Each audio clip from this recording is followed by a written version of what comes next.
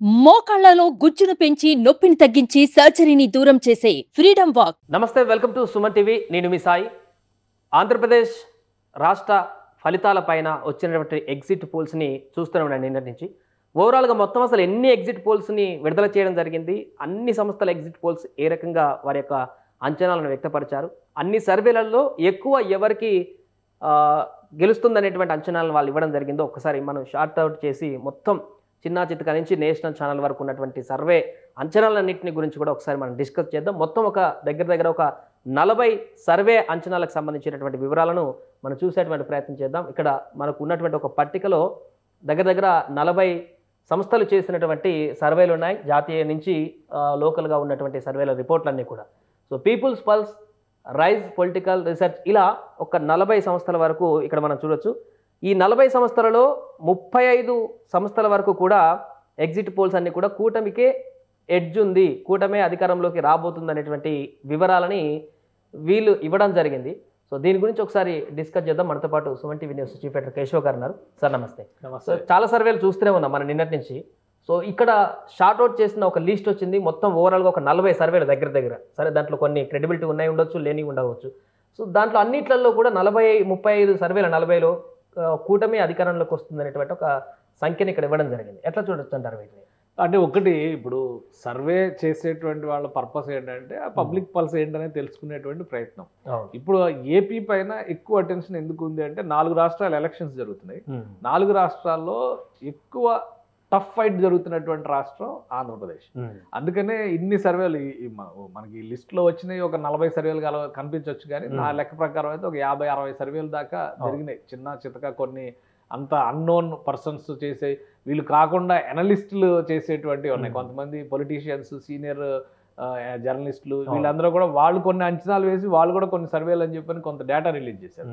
But exit polls come survey, post poll survey అనేటువంటి analysis రూపంలో చూస్తే కనుక ఒక 40 సర్వేలు ఈ లిస్ట్లో ఉన్నాయి. సో వీటిలో మెజారిటీవి ఒక 30-35 బహుశా కూటమికి అనుకూలమైనటువంటి రిపోర్ట్ ఇస్తున్నటువంటి సర్వే సంస్థలు ఉన్నాయి. కానీ వీటన్నిటికంటే కూడా నేను చెప్పేది ఏంటంటే, నేషనల్ సర్వే ఏజెన్సీస్ ఇచ్చినటువంటి రికార్డ్స్, అంటే మనం నేషనల్ ఛానల్స్కి అంత గ్రాస్ రూట్ లెవెల్లో నెట్వర్క్ ఉండదు అనేటువంటి అభిప్రాయాలు మనం వ్యక్తం చేయొచ్చు. కానీ బట్ ఒక విషయం గమనించాల్సింది ఏంటంటే, ప్రతి నేషనల్ టెలివిజన్ ఛానల్ కూడా ఒక ఏజెన్సీతో టైఅప్ అయ్యి, సో ఒక ఏజెన్సీతో టైఅప్ అవడం, ఏజెన్సీల పని ఏంటంటే వాళ్ళ పనే సర్వేలు చేయడం. సో వాళ్ళు పొలిటికల్ సర్వేస్ చేసేటువంటి దానిలో తలపండిపోయిన వాళ్ళు చాలామంది. ఇప్పుడు సీ వాటర్ లాంటివి కానీ, ఎన్ఆర్ఎస్ ఓఆర్జీ అని, నీల్సన్ ఓఆర్జీ అని చెప్పని ఇంతకు ముందర చాలా పాపులర్ సంస్థ.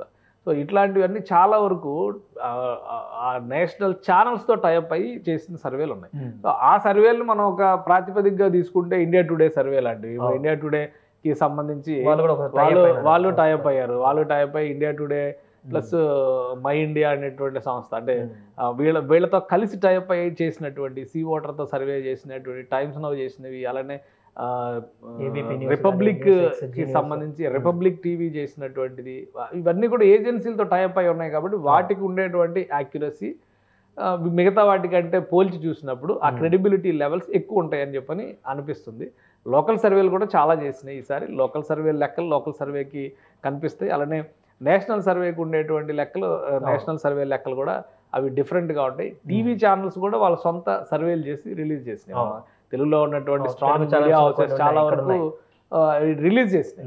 సో ఇవన్నీ ఒక కేటగిరీగా మనం చూడాల్సింది. సో 3 కేటగిరీలు. ఒకటి ఏంటంటే టీవీ ఛానల్స్, మీడియా హౌసెస్ చేసే సర్వేస్, ప్రొఫెషనల్ ఏజెన్సీలతో కలిసి టీవీ ఛానల్స్ చేసేటువంటి సర్వేలు, అలానే ప్రొఫెషనల్ సర్వే సంస్థలు చేసినటువంటి సర్వేలు. ఇవి 3 కేటగిరీలుగా మనం చూస్తే, నేషనల్ మీడియాతో టైఅప్ అయ్యి ఏవైతే పెద్ద ఏజెన్సీలు చేసినావో ఆ సర్వేల మీద ఎక్కువ ఎక్స్పెక్టేషన్స్ ఉన్నాయి. అందుకనే ఇండియా టుడే ఏం రిలీజ్ చేస్తుంది, ఇండియా టీవీ ఏం రిలీజ్ చేస్తుంది, టైమ్స్ నౌ ఏం రిలీజ్ చేస్తుంది, ఇవన్నీ కూడా చూస్తున్నారు. సో ఆ క్రైటీరియాలో మనం బట్ ఈ పారామీటర్స్ ప్రకారం ఇప్పుడు ఏంటంటే, పొలిటికల్ పార్టీలకి చాలా డిఫరెంట్ మెకానిజమ్స్ వచ్చినాయి. నీ పేరుతో నా పేరుతో కూడా సర్వేలు రిలీజ్ చేసి ప్రముఖ టీడీపీ సోషల్ మీడియా పేజ్ లో వాళ్ళకి అనుకూలమైన సర్వేల పోస్టులు, వైసీపీ పేజ్ లో వాళ్ళకి అనుకూలమైన పోస్టులు. సో ఇవన్నీ మనం కరెక్ట్ అని చెప్పి అనడానికి అవకాశం లేదు. But credible organizations, credible professional agencies చేసినటువంటి సర్వేలను మాత్రమే మనం ఒక క్రైటీరియాగా తీసుకోవాల్సి ఉంటుంది. ఓవరాల్గా పల్స్ తెలుసుకోవడానికి ప్రతి ఒక్క, ఇప్పుడు చాణక్య అనే పేరు మీద ఒక 5-6 సంస్థలు రిలీజ్ చేసింది. చాణక్య స్ట్రాటజీస్ అనేది ఆల్రెడీ తెలుసు. మిషన్ చాణక్య అని చెప్పన్నారు, 2 days చాణక్య అని చెప్పన్నారు, చాణక్య ఎక్స్ అని చెప్పన్నారు. ఇట్లా రకరకాల ఇవి ఉన్నాయి. అలానే పేర్లు పెట్టి పేర్లతో యాడ్ చేసి మరి చాణక్య అనే పేరు మీద, ఎందుకంటే చాణక్యుడు అనగానే రాజనీతి శాస్త్రము ఇవన్నీ వస్తాయి కాబట్టి ఆ లెక్కలన్నీ వేసుకుంటూ చేసినటువంటి అంచనాలుగా ఇవన్నీ కనిపిస్తున్నాయి. సో వాటి ప్రకారం మాత్రమే మనం చూడాలి కానీ, but national professional agencies, national TV channels కావచ్చు, ప్రొఫెషనల్ ఏజెన్సీస్ కావచ్చు, వాటి మీద అందుకనే ఆరామస్తాను ఏం చెప్తారని ఎక్కువ మంది ఎదురు చూశారు. సో వీటి మీద ఆధారపడి వచ్చేటువంటి ఫ్యాక్టర్స్ని బట్టి ఎలాంటి అంచనాలు రావచ్చు అనేది ఒక నాడి దొరుకుద్దని అందరూ అనుకున్నారు. బట్ ఆంధ్రప్రదేశ్లో అయితే స్టిల్ ఇంకా కన్ఫ్యూజన్ ఎక్కువగానే ఉంది. కానీ నేషనల్ మీడియా ఇచ్చినటువంటి ఎగ్జిట్ పోల్స్ చూస్తే కొంత క్లారిటీ ఉన్నట్టుగా కనిపిస్తుంది. అంటే ఎక్కువ ఎడ్జ్ వాళ్ళు కూడా కూటమిగా ఇచ్చినారు. అవును, ఆ రకంగా చూస్తే అంటే ఒకటి ఇప్పుడు నేషనల్ ఏజెన్సీస్ లో ఇప్పుడు News18 లాంటి సంస్థలు నిర్వహించినటువంటి పోల్ సర్వేస్ లో, ఎగ్జిట్ పోల్ సర్వే కావచ్చు, pre poll survey, post poll survey కావచ్చు, వాటిలో చెప్తున్నటువంటి ఏంటంటే జాతీయ స్థాయిలో వస్తున్న పారామీటర్స్ దృష్టిలో పెట్టుకుని చేసినవి ఎక్కువ కనిపిస్తున్నాయి. అందుకనే ఎన్డీఏకి ఎక్కువ ఎడ్జ్ ఇచ్చారు ఆంధ్రప్రదేశ్లో కూడా. ఇక్కడ ఎలా జరుగుతుందంటే వాళ్ళు లోక్సభ స్థానాల స్థాయిలో శాంపిల్స్ తీసుకుని లోక్సభ స్థానాల్లో వచ్చినటువంటి యావరేజ్ని అసెంబ్లీకి కూడా ఇంప్లిమెంట్ చేస్తే ఇన్ని సీట్లు గెలవచ్చు అనేటువంటి అంచనాలు కొన్ని ఉన్నాయి. అవి నిజంగా జరుగుతాయా లేదా అనే దాని మీద కొంతమంది లోకల్ సర్వే చేస్తున్న వాళ్ళందరూ కూడా క్వశ్చన్ చేస్తున్నారు. కాకపోతే ఇక్కడ రైజ్ సర్వే కానీ అలానే చాణక్య స్ట్రాటజీ సర్వే కానీ వీళ్ళందరూ చెప్తుంది ఏంటంటే కూటమికి ఎడ్జ్ ఉంది అనేటువంటి దాన్ని వాళ్ళు క్లియర్గా చెప్తున్నారు. సో వన్ సైడ్ ఓటింగ్ జరిగి 130, 140 జగన్మోహన్ రెడ్డి ఎట్లయితే 151 మళ్ళీ మేము క్రాస్ చేస్తామని ధీమా వ్యక్తం చేశారో ఆ స్థాయిలో ఆ పార్టీ కానీ ఈ పార్టీ కానీ ఎవరు అధికారంలోకి వస్తారనేది ఇప్పుడు సస్పెన్స్ ఉన్నటువంటి పరిస్థితి. ఈ ఏజెన్సీలు చేసేటువంటి సర్వేలు అన్నీ కూడా మీకు కనిపించేటువంటి లెక్కలు ఏంటంటే పైకి నంబర్స్ ఒకలా కనిపిస్తున్నాయి, బట్ లోపల ఉండేటువంటి ఈక్వేషన్. కొన్ని సర్వే సంస్థలు అయితే యాక్యురేట్గా వాళ్ళకి సంబంధించి నియోజకవర్గాల డేటాను కూడా వాళ్ళు ఇచ్చే ప్రయత్నం చేశారు. సో ఏది సక్సెస్ అవుద్ది అనేది June 4వ తేదీన డిసైడ్ అవుతుంది. Right sir.